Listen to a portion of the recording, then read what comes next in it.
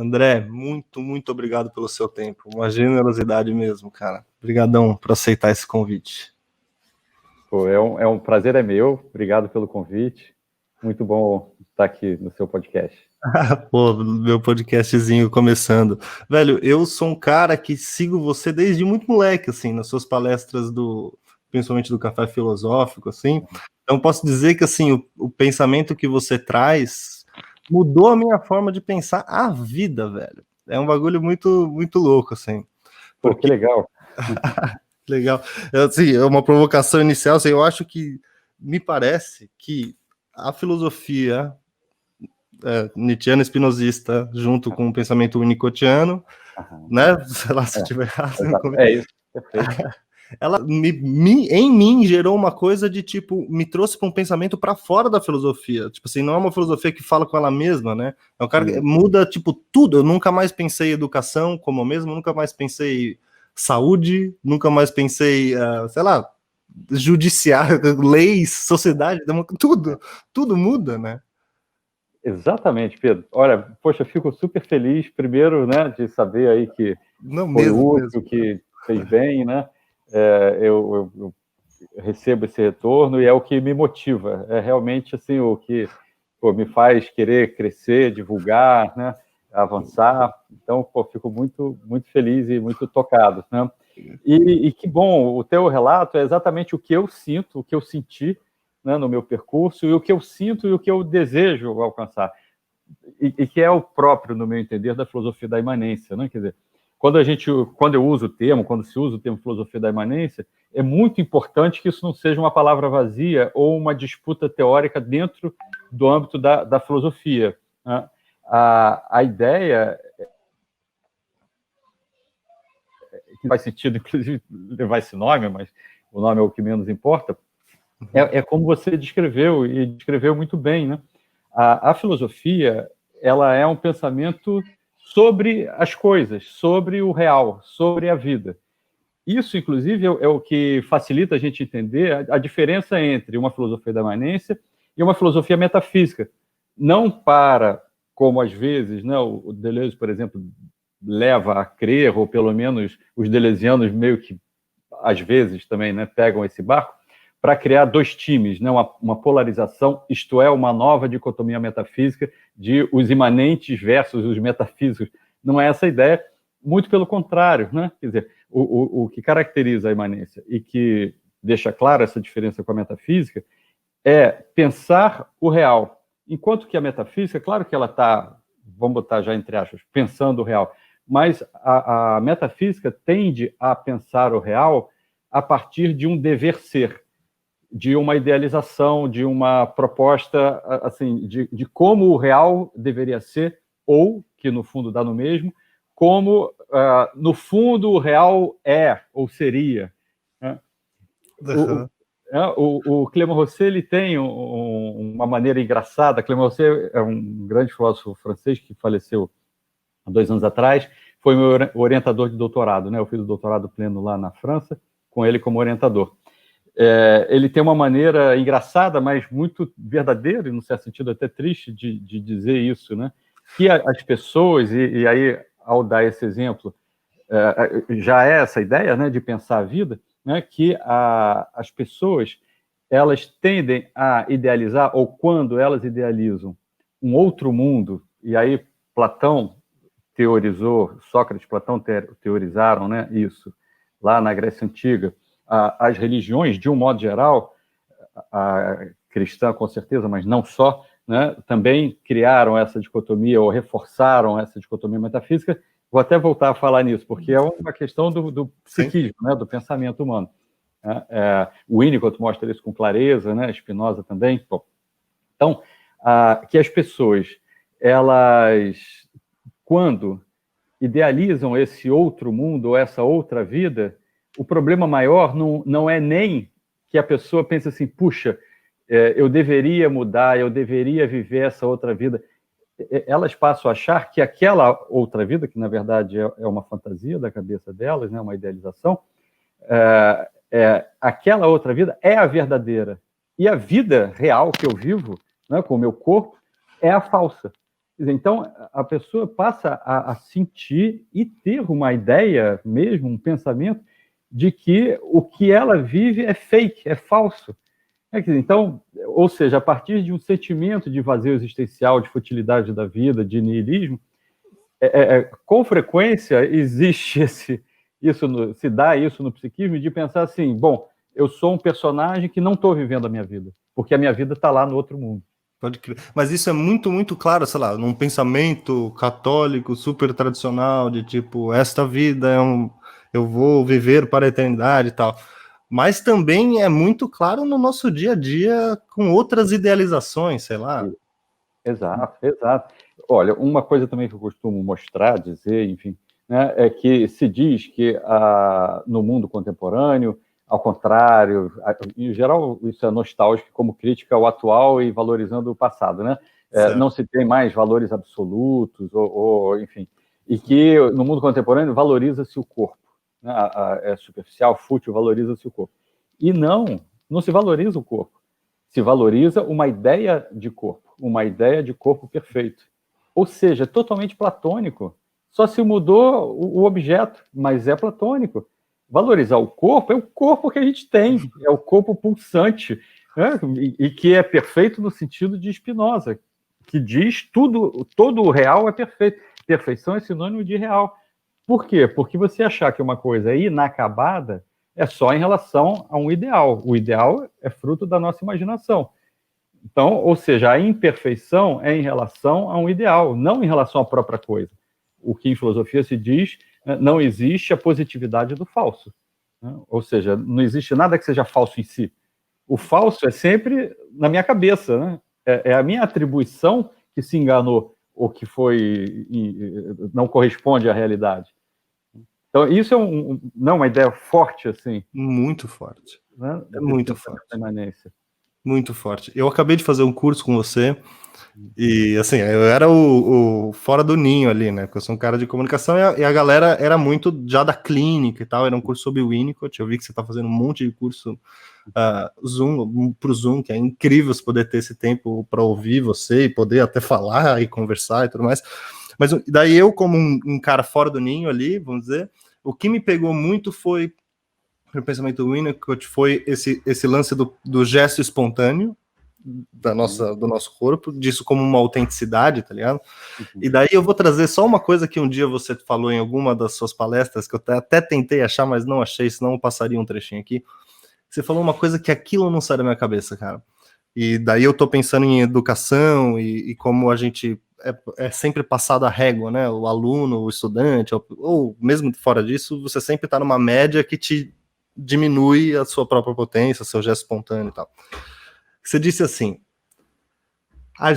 a democracia tenta ver o melhor jeito de se juntar, mas na verdade a gente deveria ver o melhor jeito de se separar, porque a gente nasce junto da mãe e o processo psíquico é a separação, como se fosse o caminho fosse a boa separação. É isso? Exatamente. Não, perfeito, é exatamente essa questão. Quando a gente pensa, um exemplo muito grande disso é Hobbes, provavelmente nesse trecho, né, que você lembrou, eu estava contrapondo Spinoza e Hobbes. O Hobbes ele analisa o ser humano como seres isolados. Então ele coloca como natural, no sentido de, não de natural, que é o que acontece, mas no sentido ontológico, né, primário, coloca como originário os seres serem isolados. E, portanto, todo o contrato social de Hobbes foi pensado buscando assim, como justamente pensar o convívio de seres que naturalmente, né, ou espontaneamente, buscam, olha o termo que ele usa, se ferir, né, buscam ferir uns aos outros, ou seja, que uma pessoa se sinta ameaçada pela outra, em Hobbes, isso é primário, originário. Bom, o que o Spinoza vai mostrar, e depois eu vou falar a mesma coisa com o Winnicott, né? O que o Spinoza vai mostrar? Que não, claro, a gente constata isso, as pessoas, né, arredias umas com as outras, se sentindo ameaçadas e sendo agressivas e eventualmente violentas. Só que nem sempre e não originariamente, por quê? Porque o que o Spinoza vai mostrar é que isso é uma reatividade, ou seja, é secundário e não primário, não originário.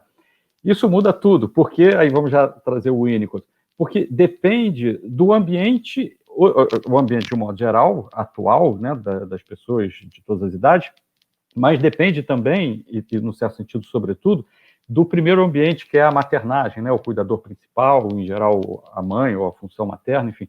Porque se o bebê ele tem o gesto espontâneo acolhido, não de uma maneira perfeita, porque nesse sentido, né, não existe a perfeição. Então, se ele tem o gesto espontâneo acolhido, ele acredita na própria potência dele e vê o ambiente, mesmo que aos poucos vá contrariando ele, e isso vai fazer com que ele perceba que existe um eu e um outro, né, ele vai confiar no ambiente, então nesse primeiro ambiente, e por conseguinte, por extensão, espontaneamente ele vai tender a confiar na própria potência e confiar no mundo e na vida.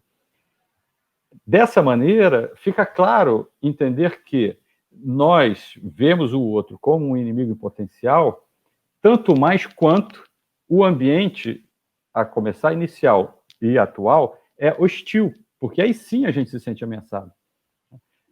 Aí voltando para o que você trouxe, né, e é exatamente essa ideia, que nós surgimos do ventre materno, ou seja, a gente surge dessa substância única, né, desse indeterminado, e a gente se diferencia a partir do né, se diferencia em eu e o outro. Então, a concórdia, né, ou as boas relações interpessoais, elas dependem, e isso deveria ser mais percebido e levado em conta em todas as áreas, né, da psicologia, da educação, da política, etc., vai depender de como a gente se separa. Porque se separar bem, a gente se separa mantendo a nossa potência, se sentindo respeitado, não se sentindo ameaçado, e mantendo isso que o Winnicott vai chamar de concern, né, em inglês, concernimento pelo outro. Né? Ou seja, que aliás, como eu entendo a definição de ética, é pensar em mim e no outro ao mesmo tempo. Né? Porque ética vem de ethos, do grego ethos, que é justamente a pensar o pertencimento do indivíduo na coletividade, mas não em detrimento do indivíduo. Então, é pensar no indivíduo e no outro indivíduo. Então, a ética, né, por exemplo, Spinoza, né, Hobbes usava o termo multidão no sentido assim, de um bando de... Ele não diz um bando de selvagens, mas é isso que ele está dizendo, porque é um bando no estado de natureza que ainda não atingiu o estado de razão e que não tem um governante principal para unificar e civilizar, né, as pessoas. Hobbes usava isso. Hobbes. Eu me enganei? Eu acho que você tinha de Spinoza. Opa. Ou eu que estou louco, mas só para... Tá. Bom, então, Hobbes, isso. Yeah.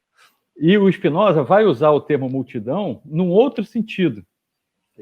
Spinoza, leitor de Hobbes, né, aprendeu muito com Hobbes, assim como com Descartes, mas ele escreve contra Hobbes e contra Descartes. Né?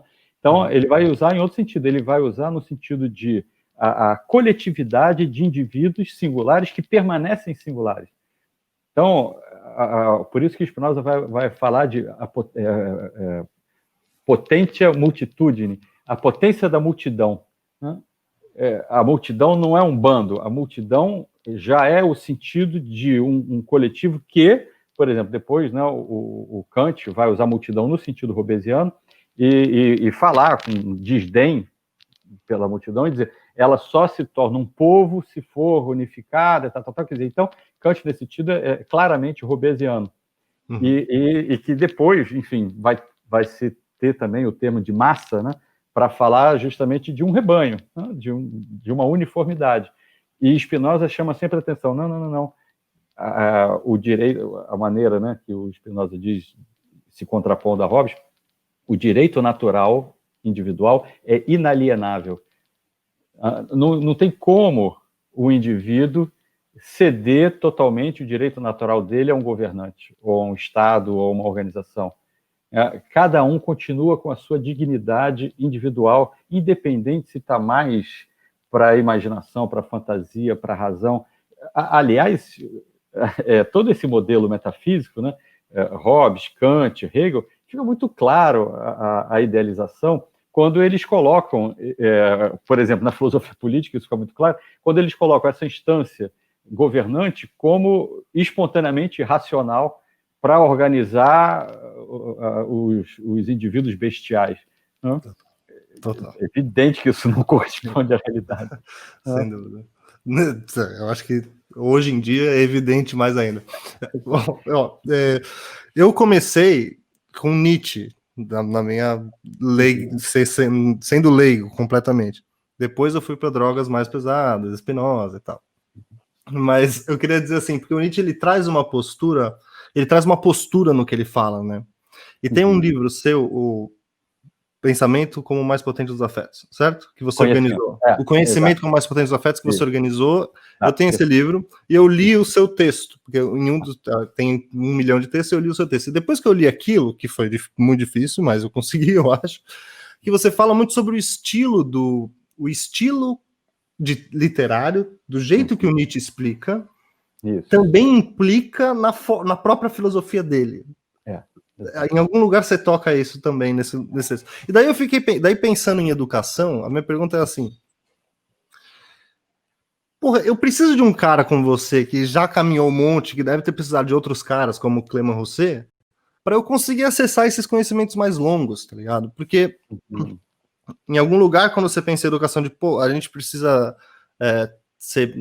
Vou ser bem tosco aqui, mas você precisa ser mais autodidata, você precisa buscar aquilo que te interessa, o conteúdo ele não pode vir pronto. Né? E nessa época de EAD hoje em dia, você vê com os adolescentes, eles já estão mutando o professor e indo buscar outros professores, porque agora eles podem ouvir o professor lá da USP que eles nunca poderiam. Então tá rolando isso, eu acho, em algum lugar. E daí no senso comum, ou para mim mesmo, numa ingenuidade, você não precisa de estrutura, mas você precisa de uma estrutura também para aprender, certo? Certo. Então, assim, qual que é a solução, saca? Porque não tem solução, né? Mas digo assim... Vamos pensar, né? Então, bom, primeiro, me sinto próximo do que você falou, né, e do seu caminho, porque eu comecei com o Nietzsche também. Uau! Porque o Nietzsche, eu acho engraçado, porque o Nietzsche ele tem aquele livro, aquela consideração intempestiva, Schopenhauer Educador. Né? E eu lancei um volume, né, com 3 números sobre a filosofia do Clément Rosset, por ocasião do falecimento dele, da revista que eu sou o editor-chefe, né, responsável, que é a Revista Trágica, é online, gratuita. Então, é só colocar Revista Trágica, IFCS, UFRJ, que aparece. Aí, se quiser colocar Clément Rosset, o André Martins, já vai aparecer lá direto, online e gratuito. Aí, nesse número do Clément Rosset, nesse volume, que foram 3 números, um dos números eu fiz o editorial, né, um prefácio, assim, que eu intitulei Rosset Educador. Né? E, na verdade, antes do Rosset, quer dizer, quem foi o educador para o Clément Rosset também foi Nietzsche. Né? Então, eu diria, assim como eu disse Rosset educador, eu diria Nietzsche educador, né? Parafraseando Nietzsche, o próprio Nietzsche, quando escreveu Schopenhauer educador. Em que Schopenhauer foi educador para o Nietzsche? Falando assim, em uma frase, né? O Schopenhauer, ele claramente se decepciona e se choca com a descoberta, ainda que a gente coloque entre aspas, legal, isso aí. O Schopenhauer se choca e se decepciona com a descoberta de que os valores ditos superiores, os valores transcendentes, os valores que o Kant vai colocar como o dever moral, que vai buscar na razão pura, não existem. E eu diria mais, não só não existem, acreditar que eles existem ou buscá-los como ideal é ruim.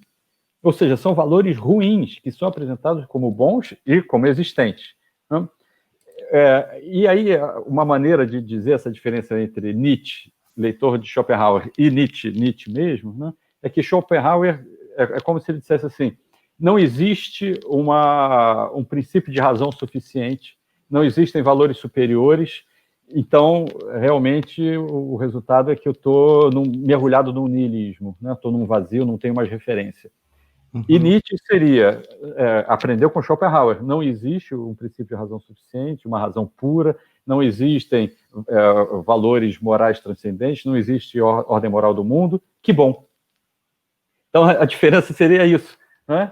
Que bom, olha a vida, a potência, a pujança da vida, né, se oferecendo para a gente e em nós mesmos, né?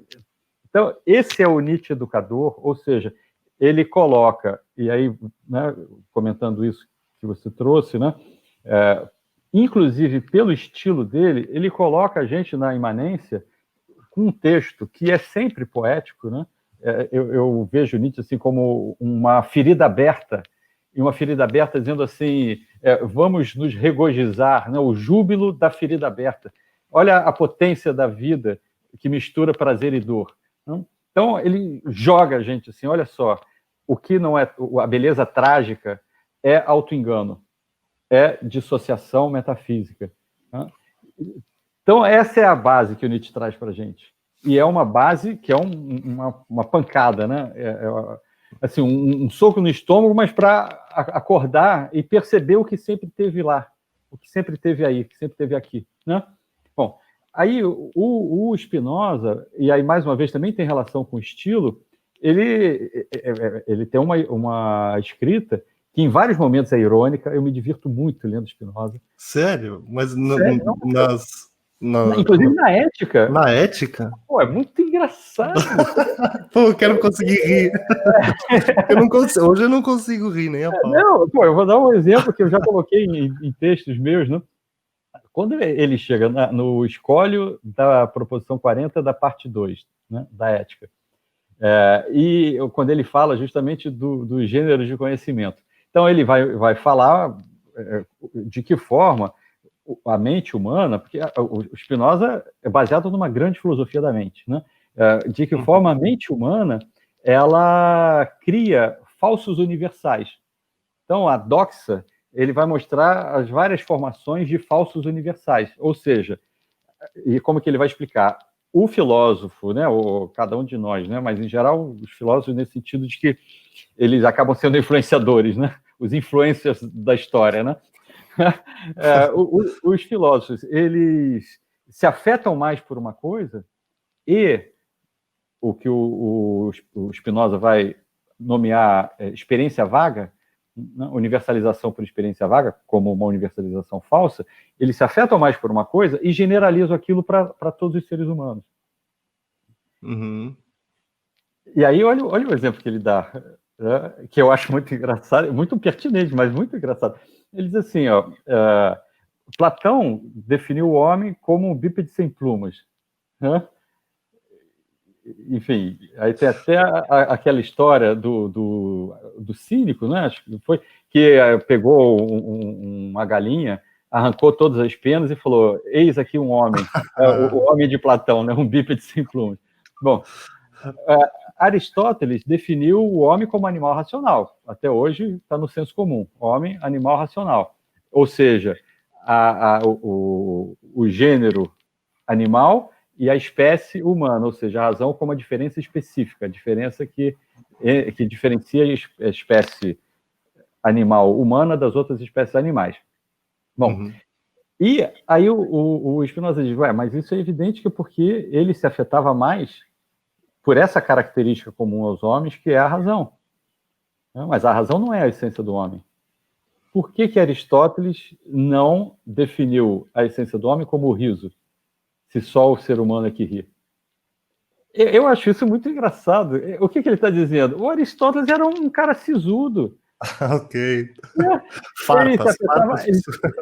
Ele se afetava mais, né, pela razão e não percebeu que se ele está tomando uma característica única do homem como essência, ele poderia ter tomado o riso se ele tivesse mais humor. Né? Sensacional. E essa coisa da essência é muito senso comum, né?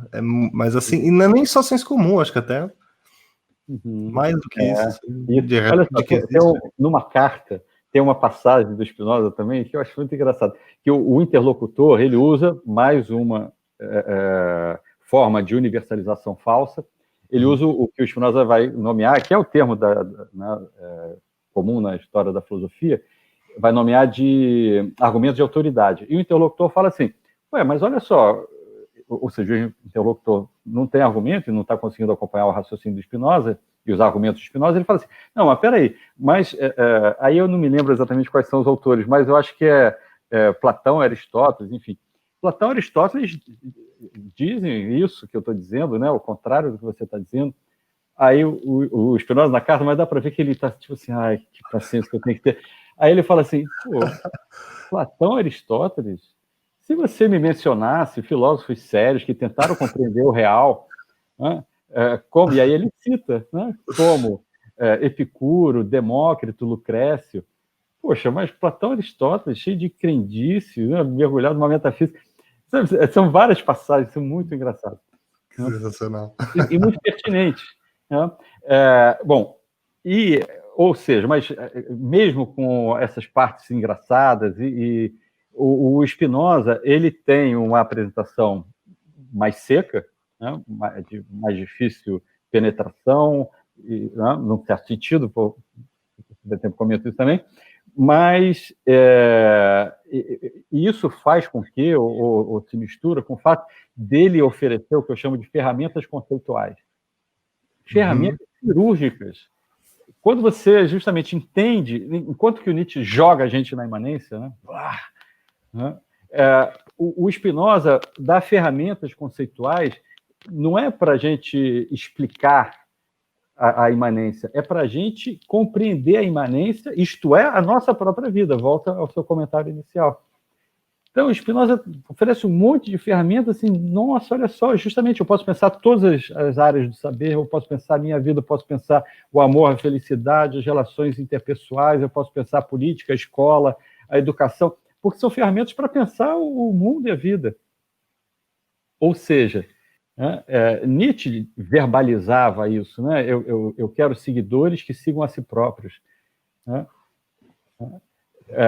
Spinoza oferece as ferramentas assim, ó, vamos para o mundo, vamos para a vida. Pensar é pensar a vida. O pensamento metafísico, que eu ia dizendo, né, antes de mais nada, ele é uma forma de pensamento que basicamente se estrutura, funciona de que maneira na nossa mente. Né? Quando algo nos contraria ou algo dói, né, diante de uma dor, o bebê, e o Winnicott mostra isso, no bebê, inclusive recém-nascido, né, o bebê, a criança, o adulto, cada um de nós, a gente dissocia aquela que o Spinoza chama de ideia do corpo, ou seja, aquela vivência cuja intensidade é dolorosa, a gente se dissocia dela. É como se queimasse o fusível ou olhasse para o outro lado, para poder sobreviver. Então, a defesa psíquica, ela é uma defesa, ela tem uma função, é ótimo que ela exista, e permite que a gente sobreviva, mas tem um preço. O preço é justamente que, ao olhar para o lado, ao invés de olhar para o real, eu vou procurar explicar o real, bom, primeiro, denegando o real e buscando as tais explicações que vão dar um sentido que vai se colar, né? Plaqué em francês, né? Vai se colar no real. E aí não explica o real continua existindo. E aí, dentro desse efeito, o que acontece? A pessoa se identifica com esse eu falso, com esse falso self, né? E aí sente isso que Freud e Lacan, que são, né, a própria psicanálise é imanente, mas eles partem e mantêm e criam uma teoria dicotômica metafísica, né, vão dizer assim, é o inconsciente, é o desejo, como o suposto lado animal do psiquismo e do ser humano. O ser humano é um só, a mente é uma só. O que está acontecendo é uma dissociação defensiva, e quando a pessoa, né, cada um de nós, a gente se situa nisso que o Spinoza vai dizer, que é uma ideia da ideia do corpo, né? Ou seja, uma ideia sobre a ideia do corpo, mas que se dissociou da ideia do corpo e olha para outro lado, ou seja, para outras ideias, para outras teorias, para outras imagens, para não olhar de onde ela vem e que ela poderia, né, compreender. Quando isso acontece, né, essas outras teorias vão fazer com que aquilo que eu não compreendi, que, no entanto, continua existindo, né, seja vivenciado e sentido por mim como ameaçador, como misterioso. Né? Então, o Spinoza ele propõe o quê? Que a ideia da ideia, em vez de se dissociar da ideia do corpo e procurar fontes de autoridade, experiência vaga, teorias, teses, etc., etc., que ela se volte para a ideia do corpo, que é o quê? Compreender os nossos afetos, compreender como as coisas me afetam, compreender a partir do modo como eu me afeto o que é uma projeção minha, o que é esse outro da realidade compartilhada. Então, essa é a filosofia do Spinoza, que é uma terapêutica. Né? É uma filosofia terapêutica por isso, né? Porque é um voltar-se a si mesmo, não como Sócrates, né? Conhece-te a ti mesmo, que até parece, né? Que é a propaganda enganosa, que conhece a suposta definição do que é o ser humano, né? Lá no mundo das ideias. Isso não é conhecer a si mesmo, né? Conhece uma ideia de si mesmo, já idealizada, já metafísica. Spinoza está falando, não. Conhece-te a ti mesmo, né? Seria, parafraseasse Sócrates, seria assim, perceba o modo como você se afeta. Não é crie um conhecimento sobre o modo como você se afeta, perceba, é uma autopercepção. É assim, caramba, como que eu me afetei aqui? Nossa, olha só, o que veio à minha cabeça aqui? Puxa, o que eu estou pensando e não tenho coragem de perceber? Então, é um afinamento, né, da própria percepção dos próprios afetos, e isso sim é o conhecimento como mais potente dos afetos. Uau! Incrível, porque o senso comum, porque geralmente você, na verdade, não quer olhar dessa forma de cuidado para si, você quer suprimir, né, as coisas e tipo, não, eu deveria, na verdade, estar fazendo isso, não, eu vou fazer um planeamento, eu vou botar aqui as metas, porque a metafísica vai nesse lugar também, né? Eu tenho um objetivo, então é aqui para chegar até aqui, e você está completamente negando o gesto espontâneo. Até eu vejo assim, até terapias mesmo, talvez psicanalista, posso estar falando besteira, mas até outras terapias assim que são nesse sentido de suprimir para você fazer o certo. Não é isso? É exatamente isso. A ideia é assim, se eu percebo que eu estou me afetando como eu não gostaria, que eu estou me afetando de um jeito que me faz mal, como eu não gostaria, ainda é perigoso, que eu posso estar querendo um ideal, né? Mas de um jeito que me faz mal, que eu não me sinto bem. Justamente, primeiro, é preciso entender se isso é uma ideia da ideia inadequada, ou seja, eu estou querendo ser o que eu não sou, e que não tem nada a ver comigo, né? E se, enfim, de fato me faz mal, eu tenho que entender, primeiro, eu tenho que perceber que eu estou me sentindo assim, ou me afetando dessa forma, e isso é transformador, só isso pode ser transformador. Não? Se justamente eu não olho para isso, para olhar assim, o que eu devo ser, né? o tu deves lá do Nietzsche, no Prefácio do Zaratustra, que é a própria ideia do dever moral que se impõe em Kant, e que é o senso comum, esse dever ser, não interessa se é um dever ser moralista ou se é um dever ser da filosofia oriental, sabe? E que aí eu quero atingir, que eu falo brincando, né? o 10º Dan da faixa preta, da elevação espiritual, né? E aí as pessoas ficam, eu sou elevado espiritualmente, não, você que é, não sei o quê, eu tenho que melhorar. É o mesmo dever ser, é o mesmo funcionamento psíquico metafísico. Nossa, mas isso é muito importante falar um pouco mais, né? Porque quando você quer tentar sair um pouco disso, você cai nesse suposto... O Gija que fala, que eu também sei que é um pensamento contrário, mas ele fala desse orientalismo barato, né? Sei lá, é tipo... Pois então, olha só, eu sei que eu falo, olha só, tenho todo carinho por todas essas teorias, mas, sinceramente, eu não diria que é barato, entende? Como assim? Não é o orientalismo barato, eu acho que é o orientalismo, assim como a metafísica ocidental. Ok. Essa coisa do nirvana, dissolver o eu, né? Não tem dissolver o eu, exatamente, dissolver o eu é a própria dicotomia metafísica. O problema está no ego, mas ok, então concordo que o problema está no ego, isso estamos de acordo. Né? Mas o que não é o ego? O que não é o ego é a potência individual. E não um nirvana, né? Me dissolvi no todo. Uau! É muito mais, sua posição é muito mais radical, na verdade, né? Isso, e ao mesmo tempo é muito mais na imanência. Sabe, assim, olha só, todas as pessoas, não tem essa de elevação espiritual, tudo bem, você pode nomear dessa forma, mas será que vale a pena? Todas as pessoas mantêm ontologicamente a sua dignidade. Ontológica, está todo mundo aí se afetando.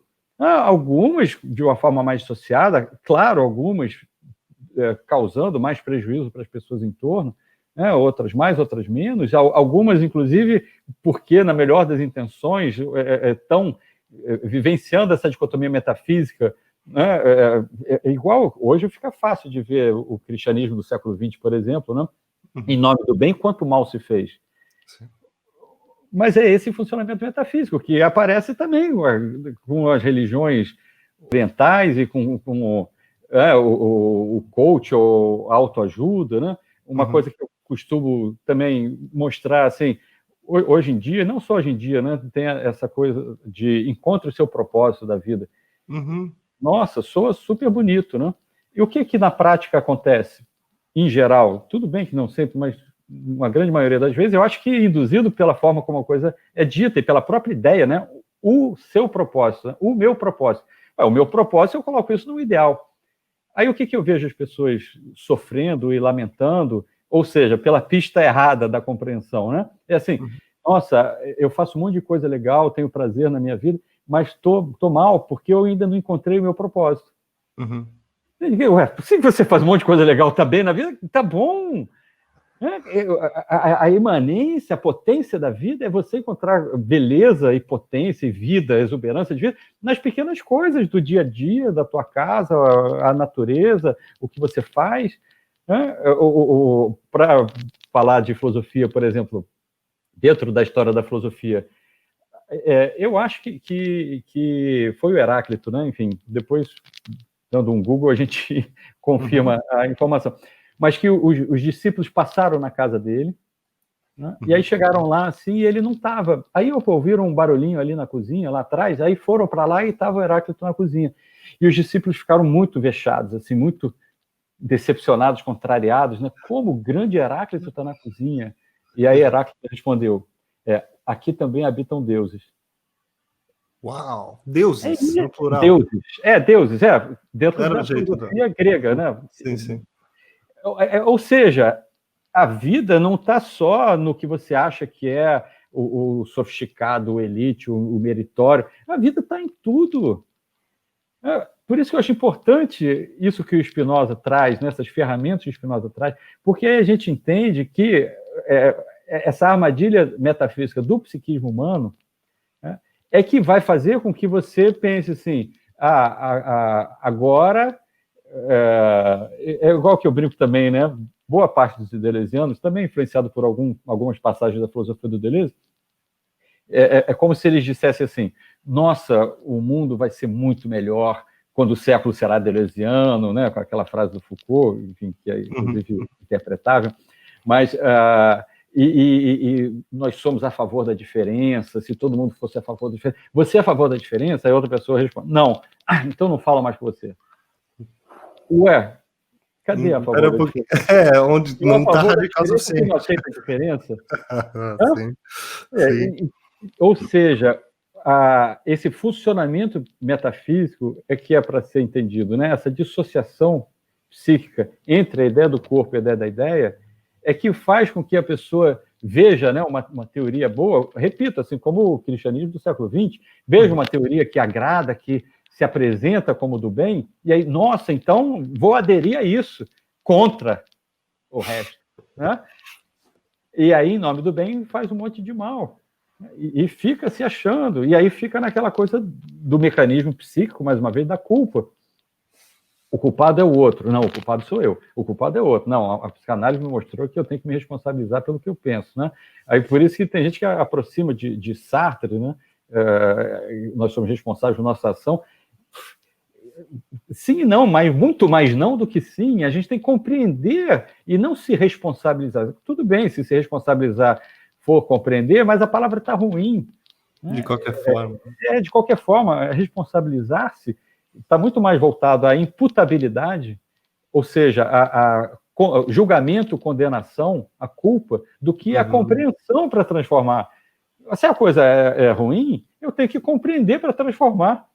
Sem compreender, eu vou simplesmente julgar. Certo e errado, bem e mal, culpado ou não culpado. Ou seja, a metafísica se refaz, ela se refaz. Ela se refaz, não interessa se o objeto é Nietzsche, Winnicott, Spinoza, Deleuze, Sartre, a metafísica se refaz, porque a metafísica é esse funcionamento psíquico que dissocia a gênese afetiva, né, do pensamento, das ideias, da maneira de se afetar, e que, evidentemente, nem sempre vai nos agradar, porque a gente se afeta tanto ativamente quanto passivamente, né? E, portanto, diz Spinoza, a compreensão disso é que a própria compreensão, ela é um afeto ativo. Então, compreender nossos afetos passivos desconstrói o afeto passivo naquele momento em que eu compreendo. E isso não é para ser aplicado no futuro. Isso eu vejo até com os meus alunos, assim, vários relatos, assim, caramba, em tal situação que aconteceu agora, em situações análogas no passado, eu me via reagindo de uma certa maneira. Agora eu me vi reagindo de outra forma. Ou seja, não é uma aplicação, é realmente uma transformação da ideia do corpo. Então, ou seja, quando a ideia da ideia, ela realmente busca essa percepção, é uma autopercepção, né? Uhum. Ou seja, isso é importante, o afeto ativo em Spinoza é que ele se explica pela nossa própria potência. O ativo em Spinoza não é o oposto, no certo sentido, da ideia dissociada da ideia do corpo, e que se torna o famoso sujeito do conhecimento, né? Em Lacan, o sujeito. Não é sujeito, a palavra sujeito é de sujeitar-se. É sujeito quem se sujeita a uma razão pura, a um ideal de razão pura, etc. Então, não é ser sujeito de nada, isso não é ativo. Sujeito não é ativo, olha só, sujeito é sujeitar-se, é passivo. Então, o ativo em Spinoza não é assim, eu estou no controle de tudo e vou me identificar com essa consciência dicotômica, dissociada, que controla tudo. Não. O ativo em Spinoza é justamente o afeto que se expressa espontaneamente na interação e que se expressa a partir da minha própria potência. Não tem como ter controle sobre isso. Tem como compreender e isso ir se modificando. Mas é o controle que pega, né, André? É o controle. E voltando... isso pode ser bem legal, porque... Então, qual que é a diferença entre o propósito, encontrar o seu propósito, e o instinto mais forte do Nietzsche? Então, eu diria que é o seguinte... Quando o Nietzsche diz, né, e mais uma vez, né, o Nietzsche, voltando para aquela coisa, o estilo dele, o que ele está propondo e por que o forte do Nietzsche, no meu entender, é a beleza trágica da vida. O Nietzsche está propondo uma experimentação. A vida como obra de arte não é a vida como obra de arte que eu sou o autor da obra de arte, tenho controle sobre a obra de arte, inclusive porque a arte não se faz assim. Todo mundo que faz arte sabe, e os grandes nomes da arte, seja na pintura, escultura, o que for, dizem isso, né? Que a obra de arte, eles falam, eu não tenho controle, eu vou pintando, eu vou fazendo, e a coisa se faz. É isso. Então, a vida como obra de arte é uma experimentação. E é nesse sentido, e aí isso se junta ao que o Winnicott diz, o importante é um impulso criativo. A criatividade não tem nada a ver com originalidade, nesse sentido mais orgânico, ontológico.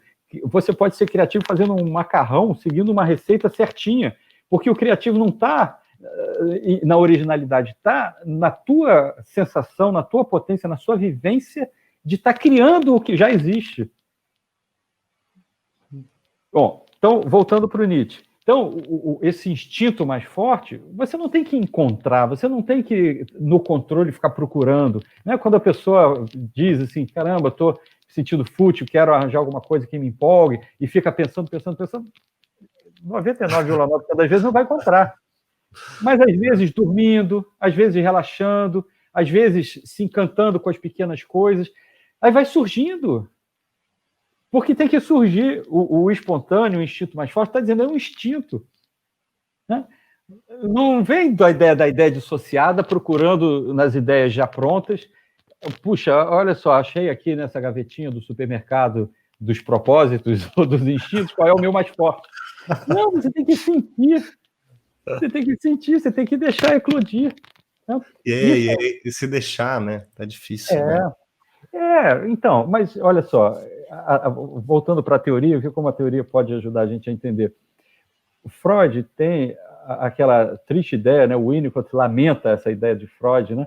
Ele diz, eu botei como epígrafe do meu livro que questiona a pulsão de morte, o Winnicott... Eu posso, rapidinho, antes disso, eu posso comprar esse livro em algum lugar?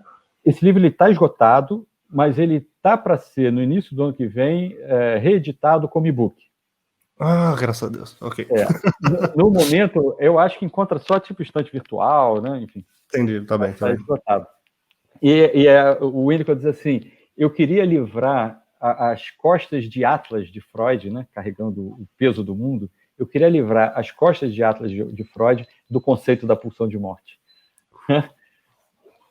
Porque não tem nada a ver. Por quê? Porque, claro, Freud está propondo como originário. Depois Lacan, né, ao modo dele, né, e tal, ele retoma a ideia da pulsão de morte e olha que delírio, nomeia a pulsão de morte, né, ou que corresponde em Freud à pulsão de morte, o real. Quer dizer, o real em Lacan é um treco insuportável.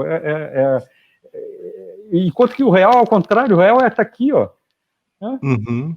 Então, voltando para o Freud, quer dizer, a pulsão de morte como originária, seja em Freud, seja em Lacan, estão dizendo o quê? Que você precisa lutar contra o empuxo da autodestruição, do niilismo, da depressão. E não é verdade. Como se existisse como gesto espontâneo, né? Como se esse empuxo, é isso? Como se o gesto espontâneo fosse destrutivo e contrário à vida. Uhum. Não faz o menor sentido. O gesto espontâneo, como mostra o Winnicott, é a própria força vital. É a força vital. Você olha um bebê recém-nascido, ele está curioso, ele quer trocar com o mundo, ele quer descobrir, ele tem uma potência, não é uma potência de vir a ser, é uma potência atual de existência, né, de expansão. Isso é originário. Uhum. E observável. Sim, claramente observável. Claramente observável. Ou seja, né, em Spinoza, o nome disso é conatos. Essa potência de perseverar no ser, que é diferente de conservar o seu estado. Uhum. Spinoza usa o termo conservar o seu estado. Conservar o seu estado, vamos perceber, se a gente entende o ser como o ser no sentido verbal, né? O viver, o expandir-se, e estado é um estado dado, conservar o seu estado é contrário a perseverar no seu ser. Porque se você conserva um estado, na verdade é uma imaginação sua que quer se conservar de uma certa maneira, mas você está no devir. Então você é fluxo, mas fica querendo frear o fluxo para conservar o seu estado. O que o Spinoza propõe o originário é perseverar no seu ser. Aí, claro, perseverar no seu ser, você tem que sobreviver. Então, o princípio de autoconservação, justamente, ele faz sentido quando? Né? Em situações reais de ameaça. E daí é reativo, né? Daí é o que você fala. É reativo, é o reativo, a defesa psíquica. Bom que existe. Se a pessoa morrer, ela não vai mais perseverar no seu ser, porque ela não é mais. Ela não existe mais para perseverar no seu ser. Mas isso é um básico. A partir desse básico, quer dizer, o perseverar no ser é essa potência de expansão, essa força vital. Então, o que Nietzsche e, sobretudo, ou mais claramente, Spinoza e Winnicott estão mostrando? Quando uma pessoa está deprimida, por exemplo, né, é tão comum hoje em dia, enfim, compreensível, né? Quanto mais ela buscar assim, encontrar o seu instinto mais forte, o seu propósito, ou a elevação espiritual, ou quanto mais ela buscar, né? Mais ela vai, vamos imaginar assim, imageticamente, mais ela vai se afastar do quê? Dessa origem atual, que é a sua própria potência. Então, de algum modo, ela incorpora, e se ela está deprimida, é compreensível que ela sinta dessa maneira freudiana, lacaniana, de algum modo, ela incorpora essa ideia de que a pulsão de morte é originária. Eu sou deprimido, ou né, eu estou na depressão, eu tenho que sair da depressão. Seria o contrário, né? Assim, brincando com as palavras, é a depressão que tem que sair, que tem que se dissolver, né? Porque você continua aí, a tua potência continua aí. Então tem que relaxar, você tem que entender, olha a importância da teoria, né, que eu estava dizendo. Você tem que entender que se a gente está deprimido, é porque a gente está num funcionamento de dissociação da ideia em relação à ideia do corpo, que essa metafísica despotencializa. Então, eu tenho que ir desconstruindo as ideias inadequadas, as ideias falsas, que me jogam para dever ser, para culpa, etc., etc., para deixar eclodir, eu perceber, eu sentir, opa, mas é preciso uma autopercepção. Opa, essa coisa que eu estou fazendo é potente, essa coisa que eu estou fazendo eu me sinto bem. Então, ok, se você se sente bem nisso, olha só como a tua potência está aí presente. Então, é nessas iscas assim que você puxa a potência da pessoa, né? E a sua própria potência. Caraca, André, eu sabia que isso ia acontecer assim. Eu tenho um zilhão, não é nem coisa, eu tenho mesmo um zilhão de assuntos para trazer aqui, assim. Mas a gente está chegando meio que no final. E o que para você, porque você é um cara, a primeira coisa que você assiste as suas palestras, você fala, meu Deus do céu, o cara é uma enciclopédia, porque você fala assim, não, para usar termos nietzschianos, vamos para lá, para usar termos não sei o que, vamos para lá, para usar termos robesianos, tipo assim, você tem um apreço pelos conceitos, porque eu acho que talvez seja justamente a evolução dessas diferenciações, né? Mas o que eu quero dizer assim, depois de tanto tempo que você já está mergulhado em tudo isso, ainda existe hoje alguma coisa que está fervendo em você? Algum assunto que se fala, puta, Spinoza aqui sacou tudo, não sei o quê, alguma coisa que ainda ferve, tipo agora, assim, tem alguma coisa fervendo na sua cabeça hoje? Totalmente. Sério? Totalmente. Olha só, para começar assim, a ética, né? Ela é um livro, é o primeiro livro que eu tenho conhecimento, posso não saber, enfim, que tem hipertexto. Vamos dizer, quem não souber, século XVII, ok? Século XVII. E que tem hipertexto. Né? Você vai lendo a ética, ele bota os parênteses assim e reenvia para o que ele já falou. Então, o tempo inteiro tem hipertexto. Tanto que, nos anos 90, tinha um CD-ROM que você punha no computador, e quando o Spinoza reenviava para um aforismo, olha, para uma proposição anterior, para um escolho, para o corolário, você punha a mãozinha ali, e aparecia o quadradinho, para você não precisar voltar. Então, literalmente, fizeram o hipertexto, fizeram um aplicativo com o hipertexto da ética, porque ela é um hipertexto. A ética é desses livros que conseguem espontaneamente serem tão essenciais, tocar tão fundo de uma forma tão essencial, que ela é inesgotável. Tem diversas passagens que eu já li 50 vezes e foram 50 Fiat Lux. 50 vezes de perder o fôlego. É inesgotável, é muito bom. Então, eu brinco, enfim, você pode abrir a ética, sabe como fosse livro de pensamentos, assim, né? Esotérico. Você abre assim, qualquer página, lê o trecho ali, é inesgotável. Por quê? Porque a vida é inesgotável, né? Então, para pensar o atual, se você tem uma ferramenta, a ferramenta vai sempre ser útil, você vai sempre usar ela para entrar em mais reentrâncias, em compreender melhor ou de uma outra forma as coisas, né? Então, esse encantamento da vida que esses autores estão trazendo, né? Tanto Nietzsche quanto Spinoza e Winnicott. Então, voltando para a ideia, né, da força vital como originária, essa percepção, essa abertura para essa força originária, para essa potência originária, que faz a gente encontrar encantamento nas pequenas coisas do dia a dia, da vida, das relações, né? Que faz a gente amar a vida, o amor fati. É isso. Né? Então, bom, e aí em termos teóricos, o Spinoza, ele é, ao longo da história, primeiro ele foi visto só pela crítica à ideia do Deus cristão, ou à ideia de um Deus metafísico. E, então ficou séculos as pessoas debatendo, os filósofos e tudo, né? Esse ponto que é fundamental na filosofia do Spinoza, claro. Né? No século XX começou a se perceber as outras coisas, o gênero de conhecimento e tudo mais, enfim, a própria ideia da imanência. Deleuze teve um papel fundamental nessa abertura de Spinoza para o atual, para a vida. Ok, só que a imensa parte dos comentadores de Spinoza partem de Descartes ou, né, de Kant. Eu acho que isso dá um viés que não percebe Spinoza no próprio Spinoza, na potência dele. O Marcel Guerroux, que era um cartesiano, né, e kantiano, ele propõe esse método de leitura que é assim, ler o autor nele próprio, mas o próprio Marcel Guerroux não conseguiu, porque ele tinha Descartes. Então, por exemplo, o exemplo mais básico, quando ele via Spinoza falar de razão, ele achava que Spinoza estava falando da razão cartesiana, e não tem nada a ver a razão pura kantiana, a razão cartesiana. Em Spinoza é primeiro gênero de conhecimento, ideia falsa, que é justamente você achar que existe uma faculdade na mente que te permite conhecer o certo em si. Isso, em Spinoza, é uma universalização falsa, primeiro gênero de conhecimento. Bom, ok. O que está fervilhando em mim agora, e agora o tempo da filosofia é lento, né? Agora, ou seja, há vários anos, e totalmente agora, e totalmente há vários anos, mas assim, recentemente, né? Recentemente, que eu digo assim, de 10 anos para cá, bem recente, né? do tempo da filosofia,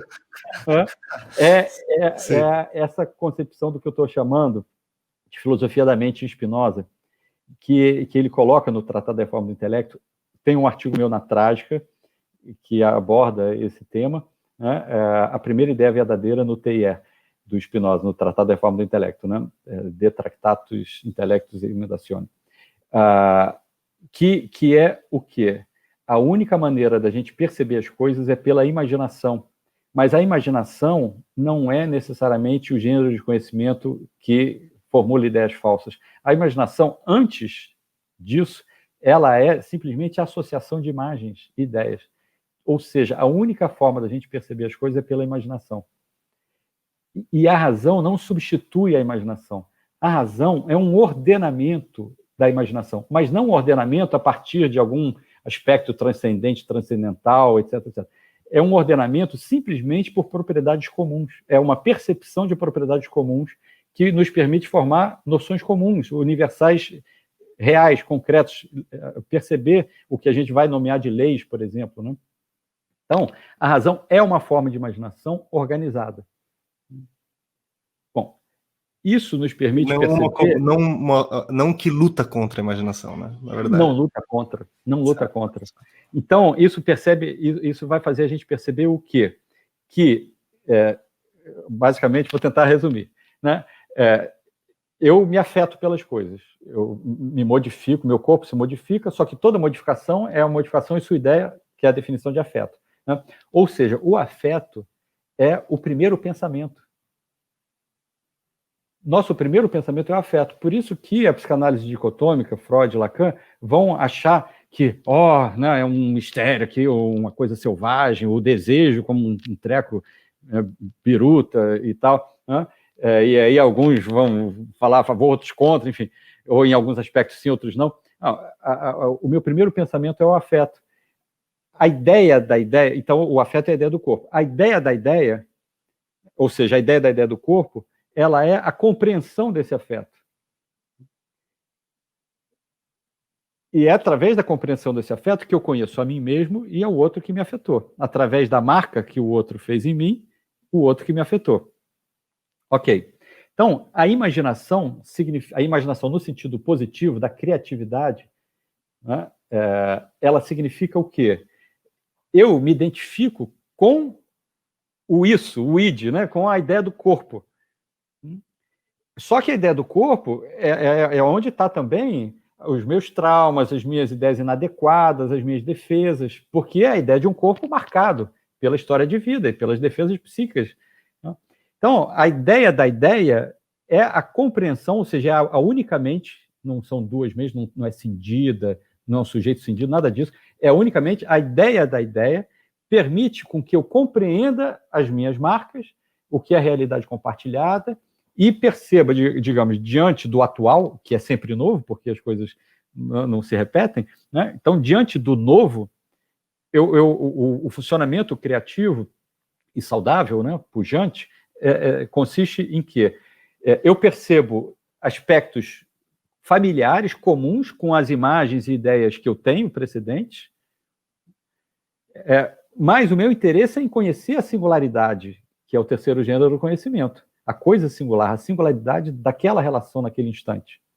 Tanto que eu posso ler um mesmo livro num momento e em outro, e como eu sou outro, aquilo aparece para mim de uma forma singular, única. Mas isso é o tempo inteiro, com tudo na vida, é sempre singular e único. Mas eu tenho uma experiência de continuidade da existência, tanto minha, quanto da minha mente, quanto do outro. Então, eu associo o familiar para poder sentir o novo. Então, o conhecimento do singular, o conhecimento do novo, o conhecimento da essência do singular, da essência singular do singular, só pode ser intuitivo. Terceiro gênero de conhecimento, porque a ciência intuitiva. Por que ciência? Porque a intuição, no início, na verdade, não era um conhecimento do novo. Era uma abertura para o novo, mas que, sem perceber, automaticamente eu associo o quê? Meus preconceitos, meus medos, minhas defesas, outras ideias, a teoria XYZ. Então, a intuição no início, Spinoza mostra isso quando ele vai falar dos profetas, né? A intuição no início, a imaginação se enrola toda e você já não sabe mais o que é realidade compartilhada, o que é projeção sua. Porque a imaginação, para a imaginação, tanto faz, entre aspas, né? Se a coisa é externa ou interna. Tanto que as alucinações são simplesmente projeções do interno no externo. Os delírios, mesmo os mais simples do dia a dia, os auto-enganos, né, o tempo inteiro, a gente vê, é isso, é uma projeção do interno para o externo. Né? Então, ou seja, a imaginação, ela é a associação de imagens.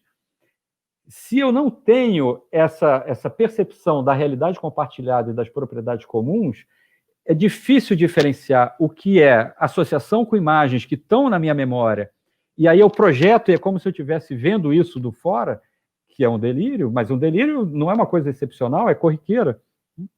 E aí a tua imaginação vai fazer você fantasiar e achar que é realidade. Olha que interessante e importantíssimo o que Spinoza diz no Tratado da Reforma do Intelecto.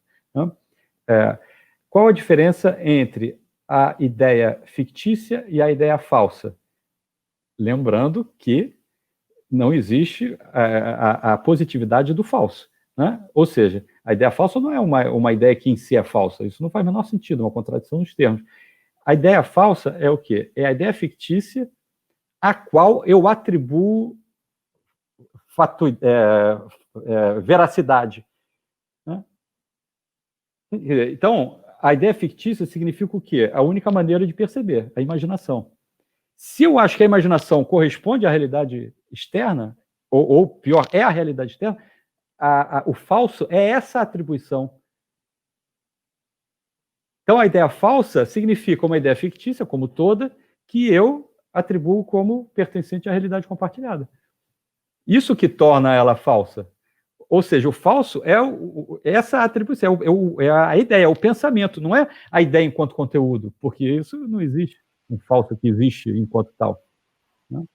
E a ideia verdadeira é a ideia fictícia que se explica pela minha própria potência e que, de fato, pertence à realidade compartilhada. Essa é a ideia verdadeira. Então, voltando, né?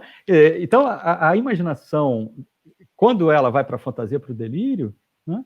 É porque, justamente, ela está fazendo associações de imagens ao já conhecido. A memória do passado. E, sobretudo, quando é traumático, isso fica evidente, isso me bloqueia a minha percepção do atual, do real atual, que é o único real que existe. A percepção do novo, a criatividade, é justamente essa associação de imagens ser só aquela causa transitiva, aquele desencadeador, aquilo que me permite perceber no atual presente o que é propriedade comum e o que é singular. Nossa, aí tem o novo, singular. Né? Caraca. É muito bacana, né? Isso é o que borbulha 24 horas por dia na minha cabeça. Não me atrapalha em nada essa ideia de que o pensamento deixa deprimido é falso. O pensamento deixa você aberto para o mundo. Né? Não vai rolar um livro sobre isso em algum momento? Ou uma proposta? Porque assim, eu sei que a gente não vai falar disso, talvez a gente, quando chegar no episódio 112, esse é o 12, quando chegar no 112 eu te chamo de novo, talvez você aceite, mas, porque, sério, eu não vejo ninguém lá fora, quando eu tento achar alguém, pelo menos com língua inglesa, certo? Porque francês eu não vou, outra galera eu não consigo ouvir, mas quando eu tento ouvir gringo falando de filosofia, eu não acho ninguém que fala sobre Nietzsche, ninguém que fala, assim, mesmo, ou quando você ouve, tipo, Jordan Peterson, que diz que fala sobre Nietzsche, mas ele faz um Nietzsche totalmente cristianizado, é brutal. Eu realmente queria perguntar isso para você, assim, você que é um cara totalmente internacional, um cara da França e tal, que manja tudo. Eu sei que a gente não vai falar sobre isso agora, mas eu quero dizer, você não poderia escrever um livro sobre isso, ou tentando, pelo menos, continuar a reforma do intelecto, sei lá. Claro. Então, Pedro, olha só, para mim, né, esse termo reforma do intelecto, ele é muito forte, porque isso que eu acabei de descrever é o que eu vejo no Tratado da Reforma do Intelecto. O que ele está dizendo é assim, enquanto você pensar pela dissociação, você vai ficar procurando de costas para a sua própria ideia do corpo e para o real, procurando ideia da ideia melhor e tal, e como que eu chego lá, e como, nossa, vou ter que estudar muito, vou ter que não sei o quê, mil percursos de erudição, de elevação, suposta elevação espiritual, blá, blá, blá, olhando lá. Não, o Spinoza fala reforma do intelecto assim, relaxa, percebe o teu afeto. Né? É isso. Para mim isso é muito forte. Essa leitura que eu faço, eu constato que ela é única, em Spinoza. Né? E aí, claro, quando eu misturo Nietzsche e Winnicott, fato é que é autoral. Né? E a gente tem que conseguir encarar isso, né? Sem ficar se sentindo culpado ou pensar, nossa, então eu estou sendo vaidoso, egóico. Não, eu estou constatando um fato. Eu não pedi para pensar assim, nem para perceber isso. E, inclusive, perceber autoral nesse sentido, assim, é o que eu estou vendo na vida. Mas eu estou falando de coisas que todo mundo sente, que todo mundo... Né? Ninguém fala. Eu não acho ninguém, mas ninguém mesmo, André. Eu sou um ratinho de internet, fico buscando todos os intelectuais para tentar. Eu não ouvi ninguém falar o que você fala, mas ninguém, brother. Pois é. Então, aí a gente entra primeiro num campo pessoal, existencial, né? Tanto de ganha-pão, tal, ou seja, eu tenho tentado criar uma logística de vida que me permita mergulhar mais nesse exercício de pensamento. Eu faço 24 horas por dia, mas mergulhar mais nessa transformação, nessa transposição de pensamento para produtos, né? Para produtos justamente, textos sobretudo, né? Mas produtos de um modo geral, para, né, criar esse lastro, para compartilhar com as pessoas, para dividir, para botar a cara a tapa, para botar o bloco na rua. Né? Eu aspiro muito a isso, eu quero muito isso. Eu faço isso muito menos do que eu desejaria por questões logísticas concretas da vida. Ok, existe uma outra questão. Né? Eu fiz o meu doutorado pleno na França, de 90 a 94, né? Lá se vão muito tempo. Né? Fiz um pós-doutorado sênior na França em 2004, lá se vai muito tempo também. Dei aula como professor visitante, né, em algumas universidades francesas e tudo. Existe uma geopolítica do pensamento publicado, né, ou do pensamento levado a sério. Nós estamos com uma língua periférica num país periférico. Isso influencia demais também. Não quer dizer que não possa ser quebrado, não possa ser furado, mas é um trabalho real, Então, além de pensar que é uma delícia, que é o que me motiva, eu tenho essa consciência e eu sinto na pele, né, portas fechadas e campos fechados pelo fato da língua e do país de origem. Não é para ficar com raiva nem lamentar, não, é a realidade. Vamos lá, amor fati, né? Pensar a beleza trágica. Puxa, olha só que desafio. Agora, é um desafio, né, que exige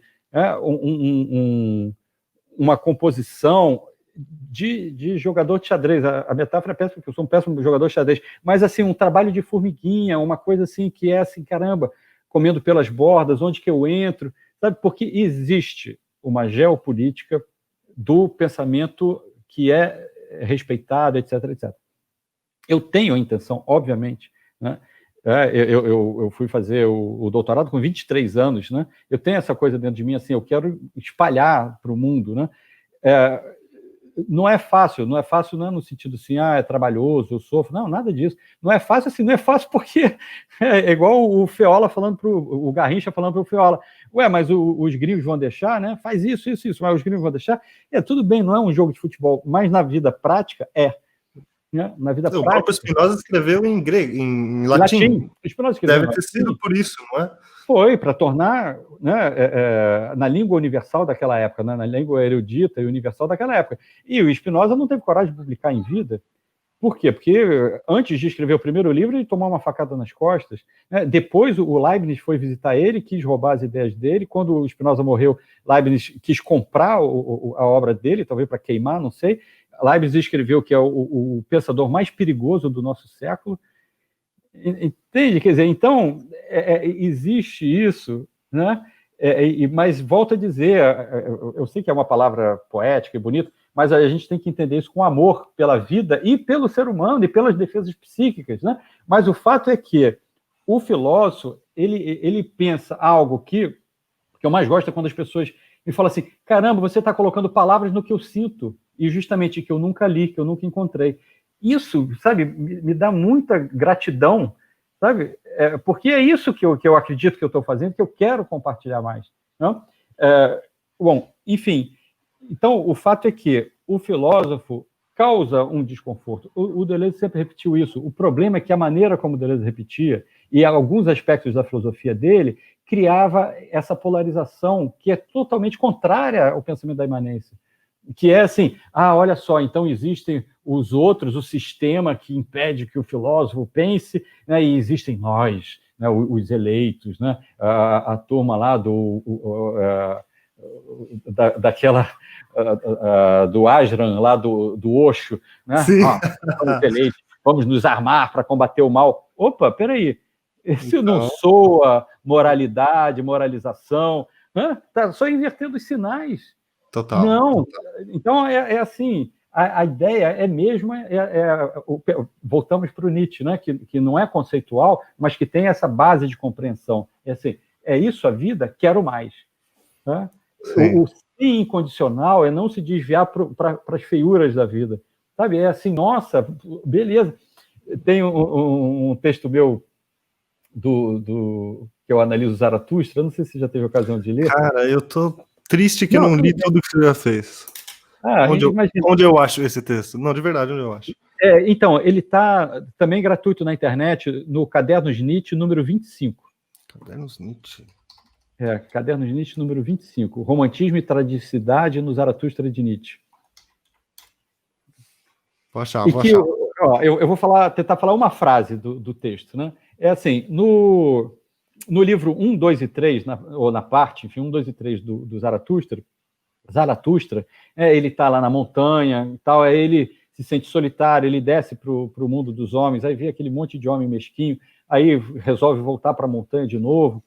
Enfim, então ele está nessa vivência, digamos assim, brincando, nessa vivência deleuziana, né? Nossa, eu vejo a potência da vida e tudo, mas tem os outros, né, os mesquinhos que impedem que o mundo seja maravilhoso, tal. Ok. Aí, e durante esse tempo, o Zaratustra anuncia o super-homem. Né? O homem é uma corda esticada entre o macaco e o super-homem. Aí ele anuncia o super-homem e tal, né, que seria essa redenção dos afetos passivos do homem. O Spinoza mostra, olha só, são afetos passivos, todo mundo reage. A questão é justamente quando a gente se identifica com essa reação e agrava a reação, né?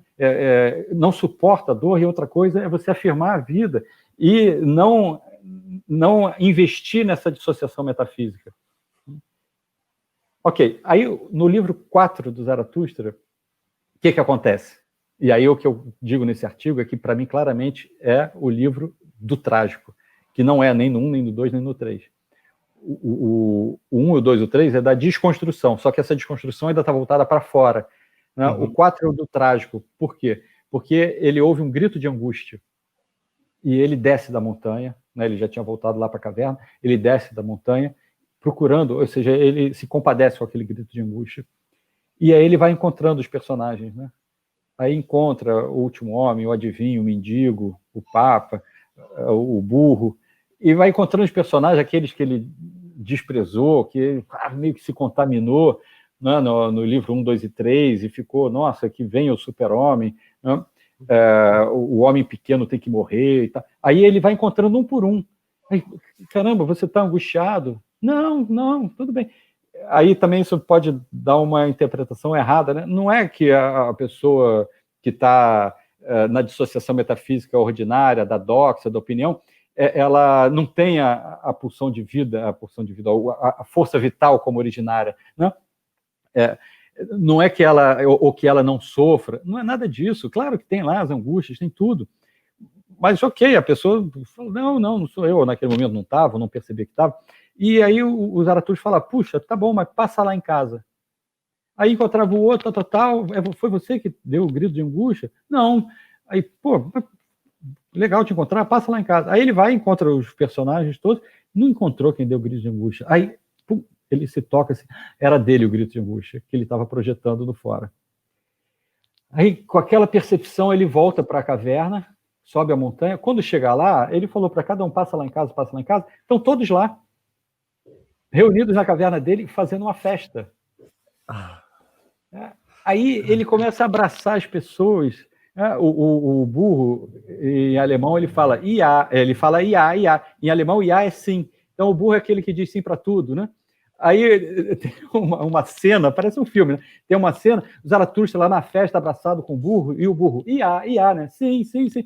E o Zaratustra, né, que não aguentava, irritado com o burro lá atrás e tal, irritado com todos, aí ele abraça o burro e fala assim, nunca ouvi palavras tão sábias.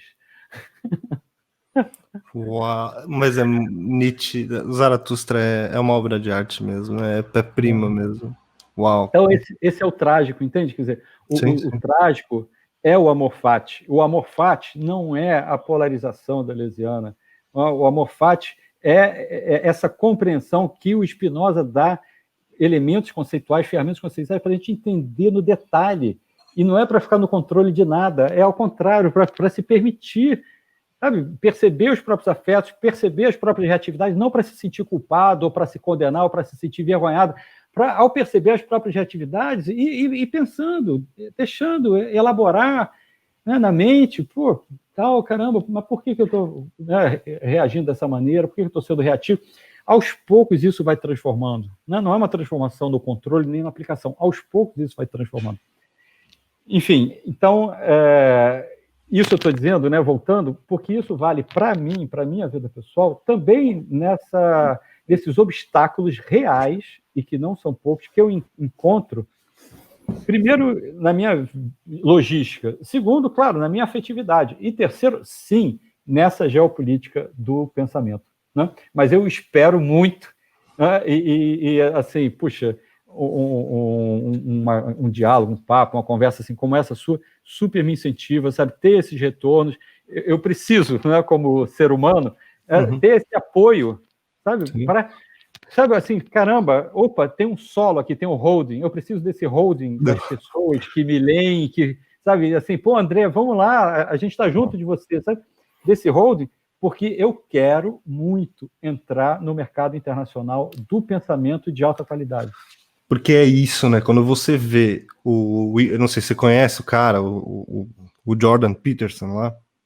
Quando você vê a projeção que esse cara tomou, e daí se você vê, eu sei que a gente estendeu muito, cara, peço desculpas mesmo. Quando sei imagina, que quando você vê a proporção que ele tomou, é muito revelador, né? Você pode reclamar, falar, pô, o cara é um puta de um direitista, o cara não entende Nietzsche, o cara cita Nietzsche à torta direita, se diz junguiano, puta pensamento torto, lança o livro, 12 regras pra vida, um negócio totalmente assim, isso sou eu criticando, tá? Não tô colocando palavras na sua boca, não sou eu, mas assim, quando você pode, se você é revelador de como as pessoas estão sedentas por isso, cara.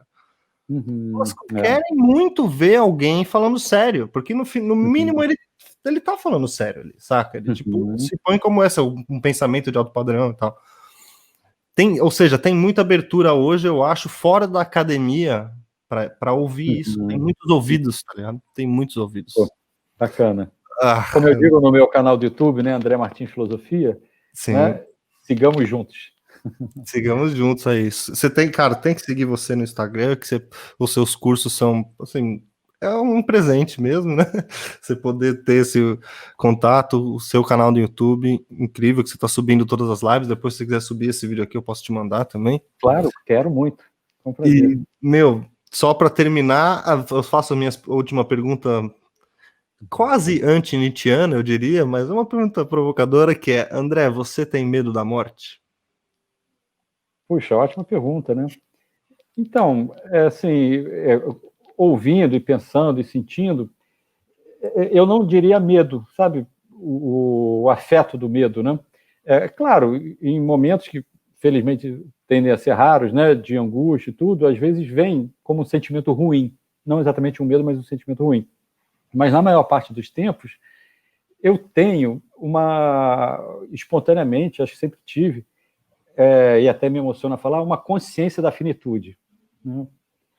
E eu acho assim, diante dessa consciência, né, eu estou até emocionado, tanto nossa, né, quanto dos entes queridos e das pessoas em geral, o que me vem é assim, tratar a vida com delicadeza.